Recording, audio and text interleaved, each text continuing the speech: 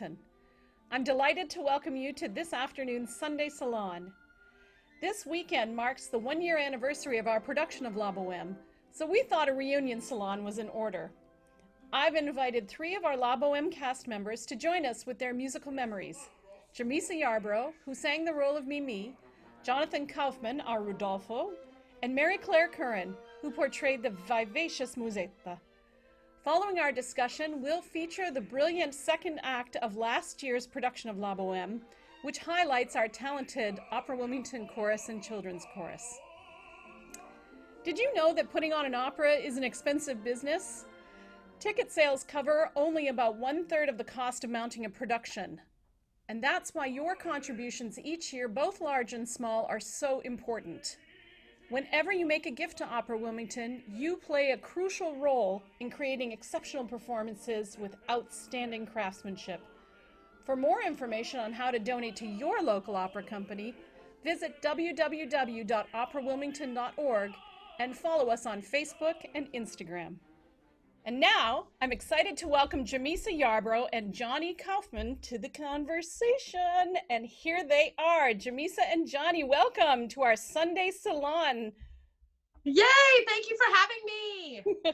How are you doing, Thanks Johnny? for having us. Yeah, you guys, I get to see you guys on your other Zoom events more than not these days. Johnny, you've been just singing up a storm this summer and and doing some interesting collaborations with your beautiful wife, Stephanie, who is the opera and percussionist. And Jamisa, of course, was also featured with us last month, talking along with Joshua Conyers, and that's still available on YouTube if people want to take a look at that. But let's just jump in here and talk a little bit about our favorite production from last summer, or at least I hope it was our favorite production from last summer, La Bohème. And so, I just want to talk for 2 seconds about how you guys came to sing for Opera Wilmington. And, I just remember hearing a lot of auditions that day, Jamisa, and I think you came in on the second day of auditions. Could you just tell us a little bit about auditioning for the company and how you felt seeing that repertoire and, just all things Bohème in the beginning? Oh, well, that's kind of the really fun part. Okay, so I decided to go and sing for you guys. I read about it online and I decided months ahead of time that I was going to go. Mimi is a role that I have dreamed about so long in my life. So the idea of being able to get to sing her was like amazing. So when I walked in there, I was absolutely terrified. And then I walked into the room and then Elizabeth was like, "Oh, it's Jamisa." And then Nancy's like, "Oh, it's Jamisa." So I was like, okay, these people know me. I remember that now. Yeah. And I just got up there. I offered Donde Lieta, and I sang that first. It was Fabulous. An experience, a real experience for me, because to be able to sing it on a stage, I don't, you sing it in the studio 100 times, but to be able to sing it on a stage where we auditioned, it was so cool to be able to do that. And then the one thing that a singer always hopes never happened happened to me, which was, do you remember this, Nancy? I do. Sorry about that. I'd like to apologize in advance for this story. Nancy said, "Oh, hey, will you sing the first aria of the Si mi chiamano Mimi for us?" And I went, "Oh no." The little part of my soul went, "That's not ready for people to hear."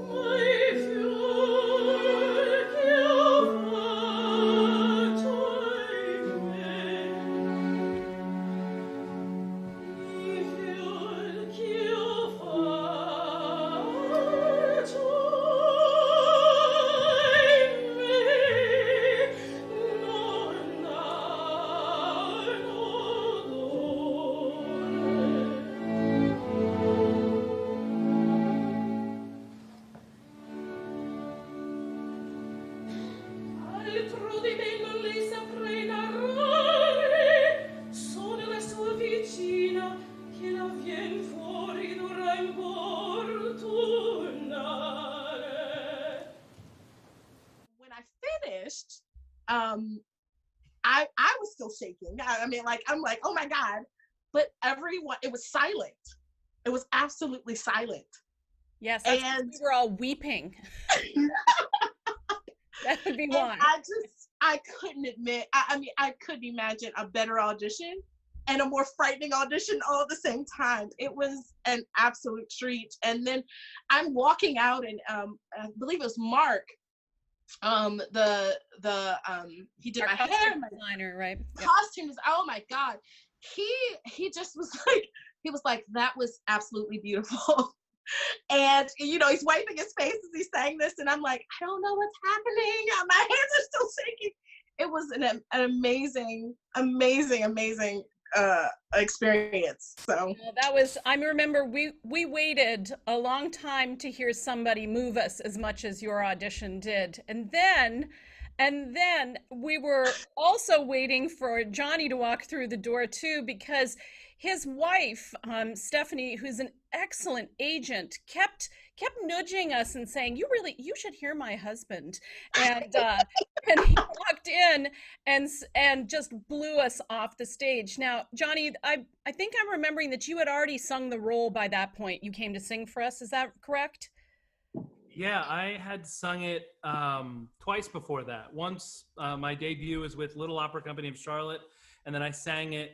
I was preparing actually to sing it a second time that November, because I believe auditions were in August or That's correct. Yeah, September. September. Yeah, September. So I was already prepping my second second set of performances. So Que Gelida Manina was well under my belt for those, and you know, I have a thing when I go into auditions, it all becomes like, when I look back on them, it's hard to actually remember them. Everything kind of just Gets becomes blurry. surreal. It becomes, you know, larger than life, which is kind of life on the stage as it is. But I distinctly remember just feeling when I got on stage so comfortable. One, because the hall we had auditions in was probably one of the best halls I've ever sung in my life. So, A little plug for UNCW's Beckwith Recital Hall, which is spectacular. it's literally a dream. It was so easy to sing in that hall that it just made auditioning feel like not an audition. You know, it was, and Elizabeth was such an incredible pianist. Like, she just followed everything. I didn't have to give a single, I felt like I did, but I didn't have to give a single note because she just listened so well. And it was that way in rehearsals too, once we kept going. But That's right, yeah. She's Elizabeth Loprich, who is our collaborative pianist and coach for Opera Wilmington, a great colleague and just always plays from the heart. Now, had you guys always been in love with La Bohème? I mean, I know just from my own experience as a singer, I mean, I'm not a Puccini singer by any means, but it was the first opera I ever saw at the Met, and, you know, I mean, the Zeffirelli production, and so I've just been sort of a sucker for it ever since, even though I have no romantic bones in my body, and my husband will attest to this. But Jamisa, have you always loved Bohème? When I first heard of Bohème, I fell in love instantly. Puccini was already a love of mine. The first opera I ever saw was La Fanciulla del West, which is a crazy one to see as your first one. Wow. But I was in love. I was absolutely in love. And when I got my hands on Bohème, I sang it for weeks and days, and no one ever heard me sing it, but I was singing it all the time in the practice room. I get tired of practicing, and I pull out one of the mini arias. And Johnny, you already had Puccini in your repertoire, right, before Bohème? Yes, I had done Pinkerton and Butterfly. So that was the first and only Puccini I'd done prior. I mean, other than the Bohèmes I mentioned earlier. But yeah, Pinkerton was the only one prior to that. And I would say when I first heard Bohème, it wasn't until the whole way through, I should say, you know, I think everybody hears the main arias pretty young in their life, but I heard the full opera kind of in my mid-20s for the first time, because I was on a trek of, you know, I'm going to listen to what I know I'll sing and then go from there. Just so I would study what I was planning, because I was told my whole life, you'll never sing Bohème. That's not the kind of tenor you are, blah, blah, blah, blah. And then, you know, I started. Wow. Who said that? No, don't say that. Don't tell us who said that. For those of us who haven't heard Johnny Kaufman sing any kind of Puccini, we're going to feature a few clips in here, but this gentleman, this tenor, was meant to sing this repertoire.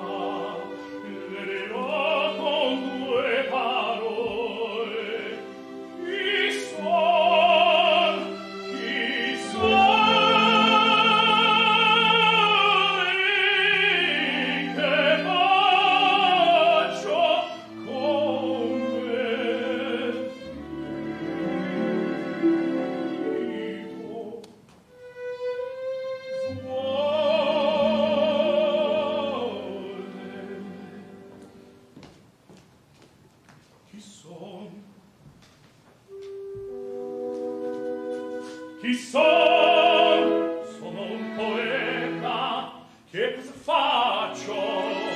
Scrivo e come vivo, vivo.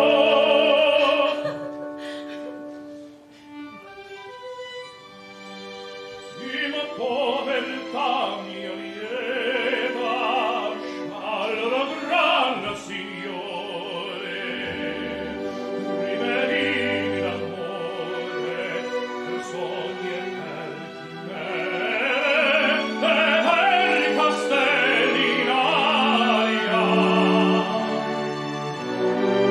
e animo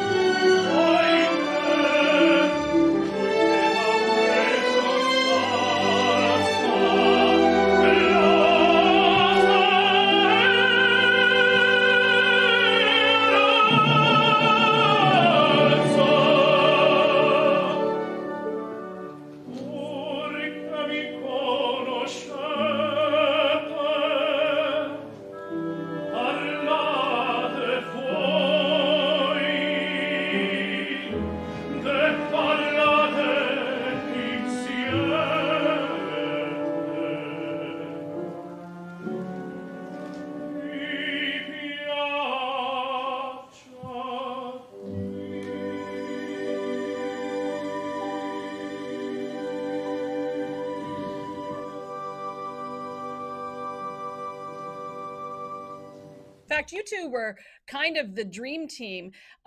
You know, for those of us on the audition panel, when we were casting the show, we were just like, oh, wait until these two sing together. And then I distinctly remember we were actually auditioning our new conductor, Daniel Breyer, and you guys were very generous and came and sang for him.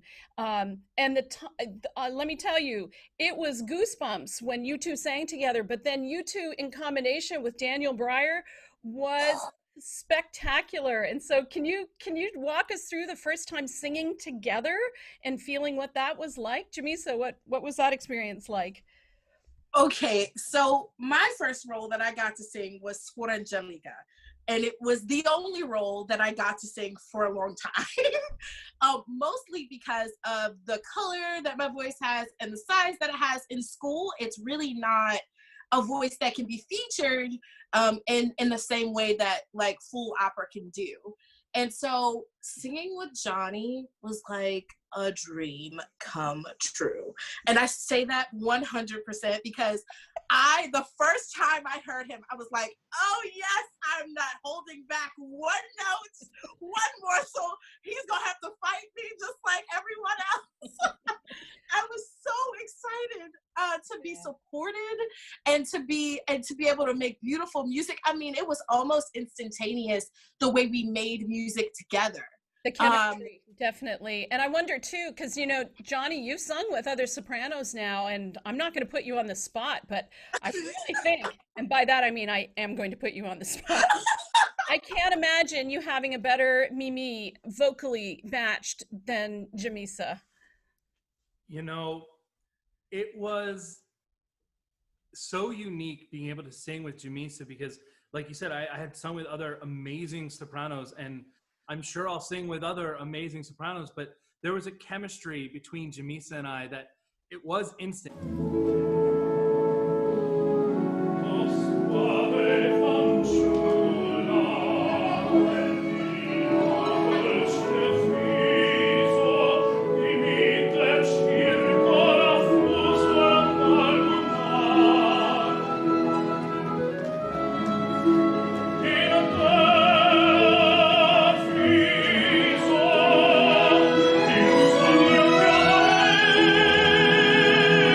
So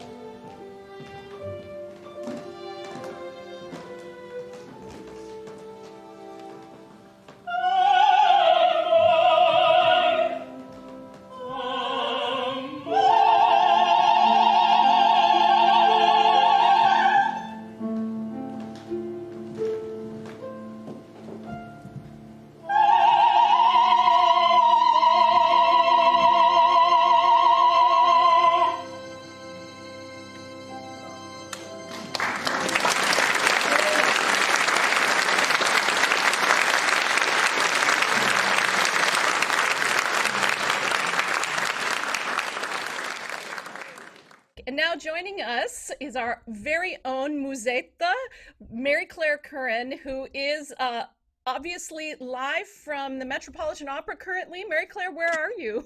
Yes, I am. I am just immersed in deep method acting here. Yes, here I am.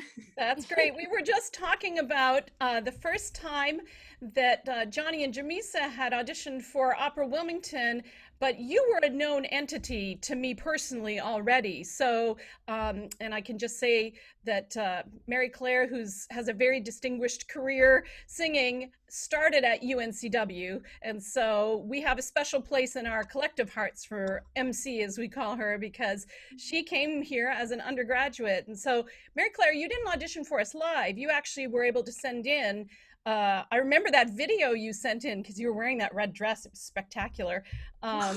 Yes, it was wonderful. And you auditioned for Musetta for us, and we knew the second we saw that video in the auditions that you were the girl for us. And so tell us a little bit about coming here back to Wilmington as a pro singer and singing with the company.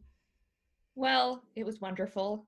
I can't wait to come back to Wilmington in general, and I am always here for Opera Wilmington because it was, as PK says, Nancy, so dreamy. It was wonderful. It was pretty dreamy. It was pretty dreamy. I mean, as a professional singer, you wonder sometimes with smaller companies how well organized it will be.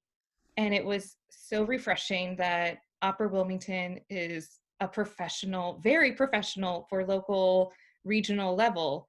And I mean, the set design, the costumes, yes, our schedules, everything was set at a very high caliber.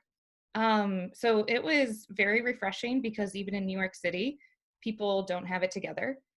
And it was great being in Wilmington and knowing like, okay, that's your start time.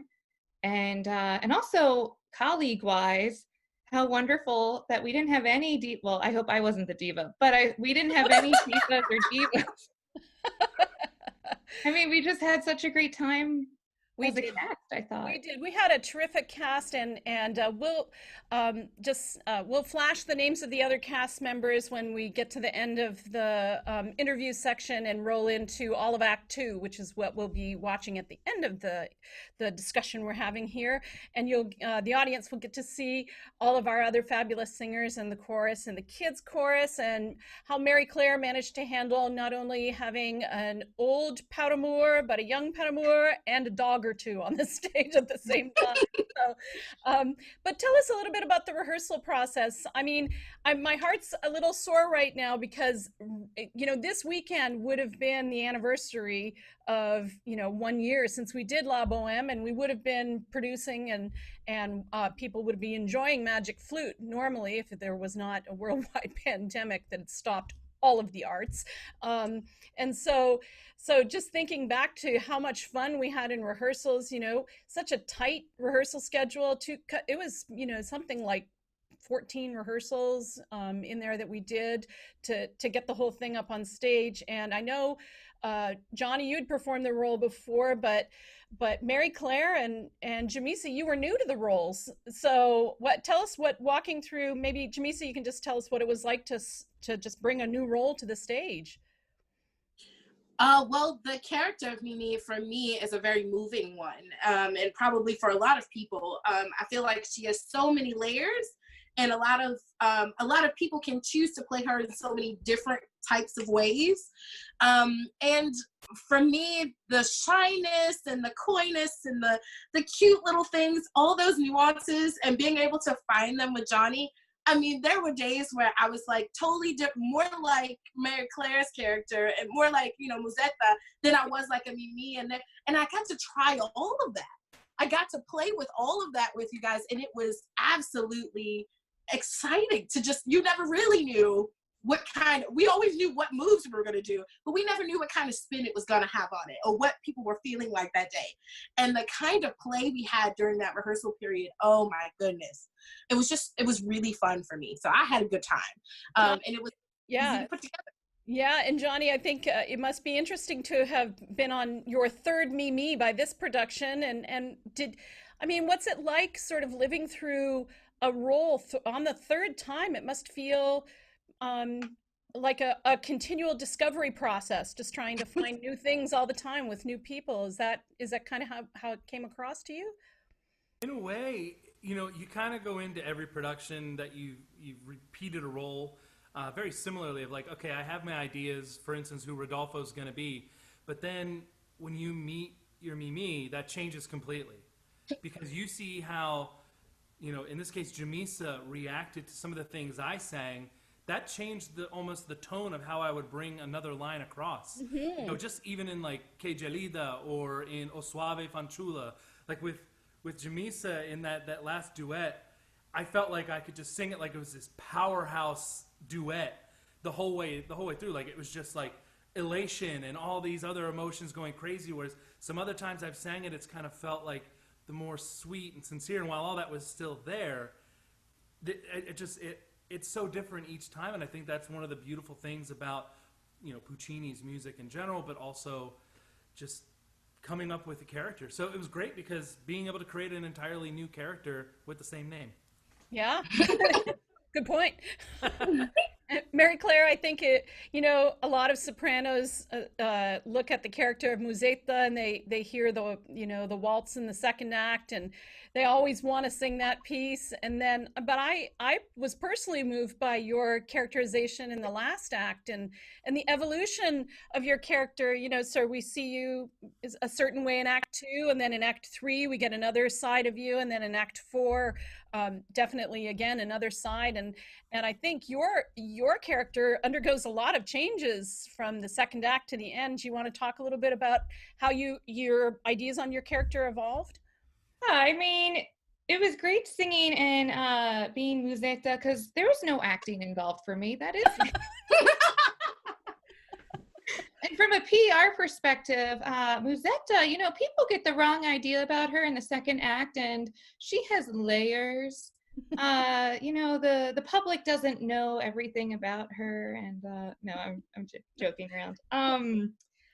I love singing Musetta because she does have many sides to her. She's multifaceted, and I loved singing Act 4 with Jamisa and holding your hand.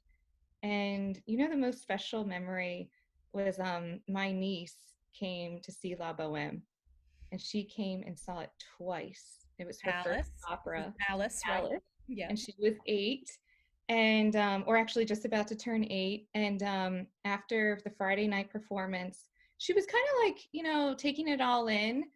And then she came back and saw it Sunday night. And was it the Sunday matinee? I think like the very last seconds of the opera, I heard her sniffling. And it was so precious, like that stillness. I mean, we had such a beautiful bond at the end of the very last moment and everything. And I just heard her sniffles. I got off on a tangent. I'm sorry. I don't think I answered your question. I mean, it's good. It's good. I mean, this is the power of opera. If it can catch an 8-year-old's heart, then we've got him. We've got him. And that's like my secret mission here at Opera Wilmington. And that's why I like to have kids involved in the production. I know we're sort of swerving here from the topic just for a second, but like all of the opera camp kids that got to hear you guys, and when they heard you sing for the first time, and Johnny, oh my goodness, those, there is a fair amount of sticking their fingers in their ears because they just can't believe it's so loud. But then after that, jaws agape and hearing and seeing you guys work your magic on stage and just being part of that. So yeah, Mary Claire, I think she's a goner. She's all in for opera. She does. Every once in a while she'll go, oh. I think that's just perfect. If I can say about Mary Claire and her Musetta, I remember every single time we did Act 4, and just as we all find out what happens at the end, spoiler alert, Mimi dies, every time Mary Claire would turn around, she'd just be bawling her eyes out as soon as I asked her, and she just looks right at me in the eyes, and every time I had to look away immediately so I could still sing, because otherwise it'd be waterfalls.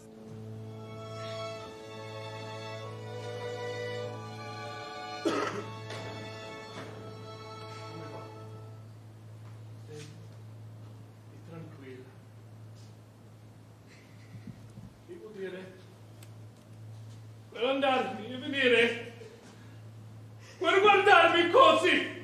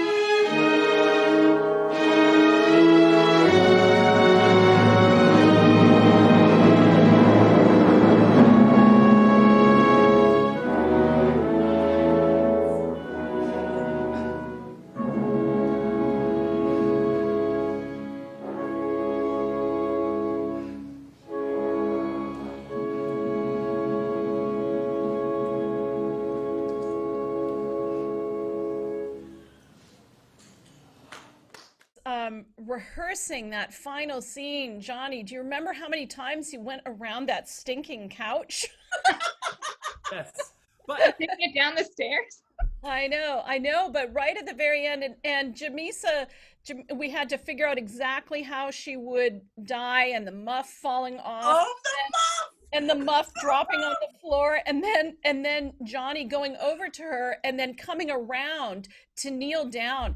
It took a really long time, but I have to say that one of the fun things about it was when it was right, all of us were like, yes, that's it. That's so beautiful. So there were so many times in rehearsal where we were just all of us blubbering, so just endlessly blubbering. So and I had people who came up to me afterwards and said, you know, members of the Opera Wilmington audience who just said they were so moved by the production. They saw it fresh with us. And I think that's a power and testimony to local opera companies. You know, we might not have Metropolitan Opera budgets. I mean, look at the set behind Mary Claire's her Zoom background. We did not have that, but we had our version of, you know, an extravagant set and costumes, and I think people were really touched by the whole production. So I'm glad people are going to get to see a snippet of it at the end. I feel like we could maybe set up Act Two a little bit. In the beginning of Act Two, of course, we've got the Amici going to Café Montmousse, and Jamisa, what's your take on the beginning of Act Two and how you progress through that act? I think that act is probably the most fun to me because I get to kind of relax, and also then I have to gear up to sing again. You almost forget that you have to sing in the You second get to sit act. around and eat in the Café Montmousse, right? Right, especially with those guys, that trio, that quintuplet there, all of that. Oh my goodness, those guys, they're hilarious. You guys have no idea the conversations we had at that table. They were Really? so much fun. We spent most of that time genuinely giggling. Did you guys talk about the food? Yes, we did. the pudding was delicious. The pudding. It was absolutely delicious. I feel like that's the appropriate response. Jamie, what's your take on Act Two? Is that a favorite of yours to sing? It really is, because, you know, we've had our moments, you know, in the first act, of course, that's where we're introduced. But Act Two, you know, I kind of like to think of it as Mimi and Rodolfo's actual time to get to know each other more. And so the chemistry that Jamisa and I have just made that come across on stage, at least we hope, I think it did. It's crystal clear that it was just awesome, and they were getting along, and they love each other, and it's such a fun act. And that is, and Puccini is so smart in the way he did the entire opera with, you know, vocally giving us a break. Sorry, I know I'm kind of rambling on here, but there's so much good things to say about Act Two. It's the fun thing, and the way he incorporates the melodies throughout the rest of the opera are just incredible. Yes, I love Act Two because it has two categories of things that I adore the most: dogs and children. And so Mary Claire got to come on stage each performance with a different dog who was making their Opera Wilmington debut. And so we had so many furry friends for you, Mary Claire. How was that? I mean, just trying to pay attention to the dog and get on stage and all that other stuff. And, And then, and timing it with their bathroom breaks. They yes. were the divas, truly. They were so sweet. I mean, just hearing the audience and the feedback from the audience of when they made their entrance. I mean, forget about me. The dog kind of took the spotlight. Especially, I mean, Coco. Yes, Oh my Coco was goodness. particularly, he matched your outfit beautifully, I thought. That was one of the cast members, Scott Valentine, who sang Chouinard. It was his parents' dog, so he sort of snuck in there. I think, was Coco a he or a she? I don't remember. I think it's a she. She was just Coco. How about that? Now. And then, and then of course, Mary Claire, this is where we meet you in that fabulous red dress, and you get to sing your brilliant aria for us. But it also required a few lifts, which I remember were somewhat terrifying for you. I think throwing the plates was more terrifying at times. Ah, Yeah. that's right. So, audience, make sure you watch for Mary Claire throwing the plates because it happens quickly. And we'll wrap up our afternoon of talking with our friends here. And thank you so much, Johnny. We wish you well. Jamisa, great to see you. And Mary Claire, live from the Metropolitan Opera Zoom background. It was great to see you. We'll sign off here. Thank you. Bye. Bye. Ciao.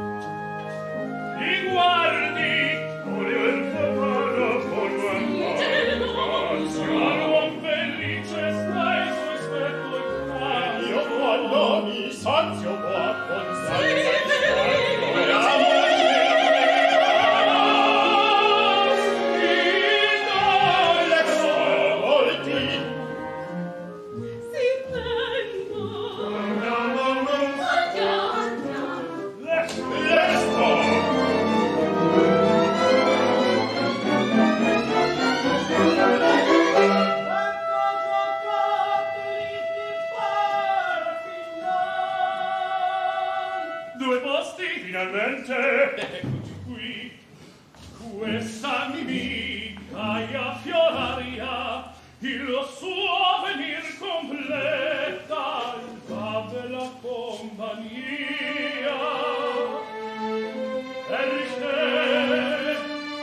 Perché sogna il poeta che sa la poesia.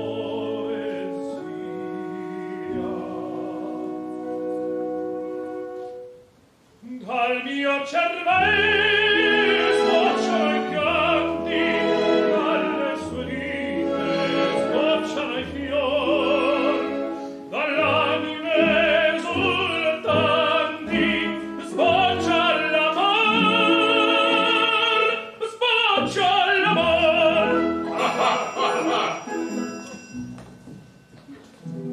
Dio che concetti rari, esti misrari, ingredianzi eccessi, io non so che un accessi. Ecco giocateli di Perpignan! Salone!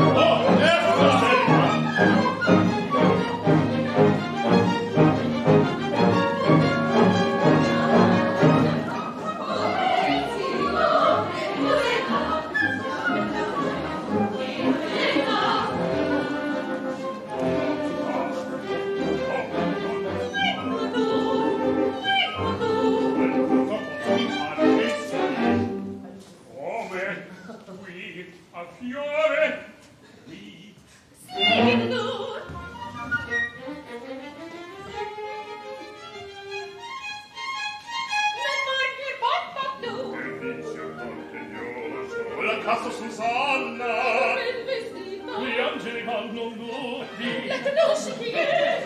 ho mandato la me, il suo nome è Lucetta, cognome in tentazione, la sua ragione, alla rosa vera, che la molte solventi d'amanti d'amore, come la civerta, il cielo straordinario, chiuso si ordinario, mangi il cuore, per questo io non ne ho più. Fammi l'amore.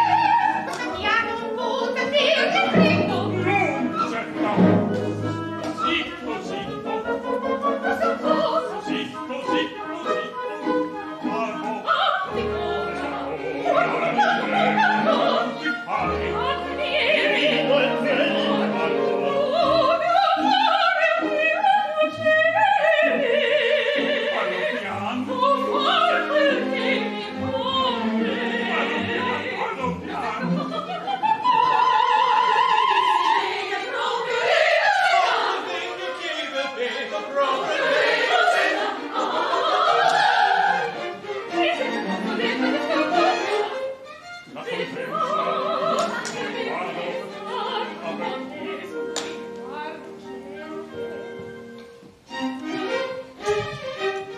la commedia è stupenda. Credi bene mi ordine. La commedia è stupenda. Stupenda. Sappi per tuo governo che non darei perdono in sempiterno. E salvarla perché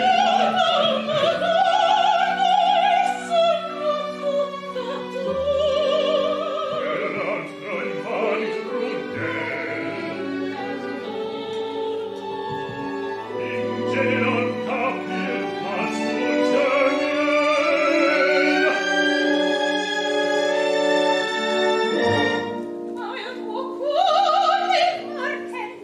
Piano, piano.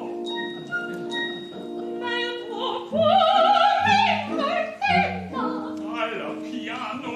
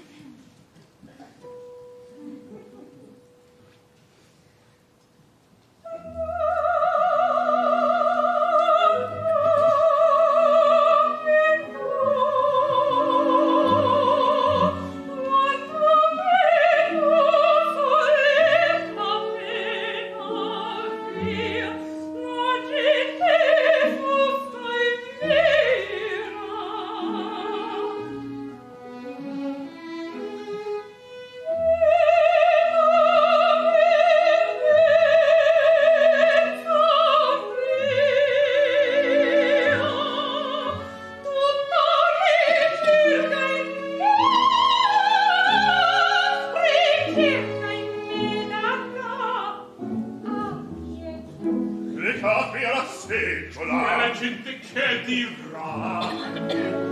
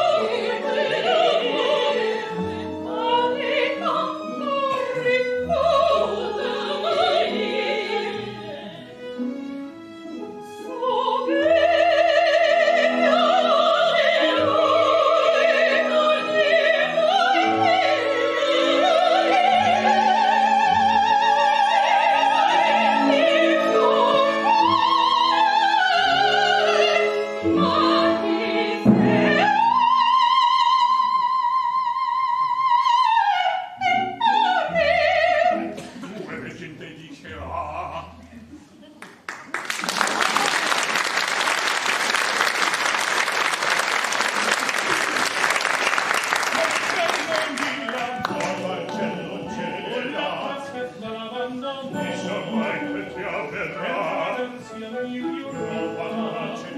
Santi nubi simil friga, ai colline offerra.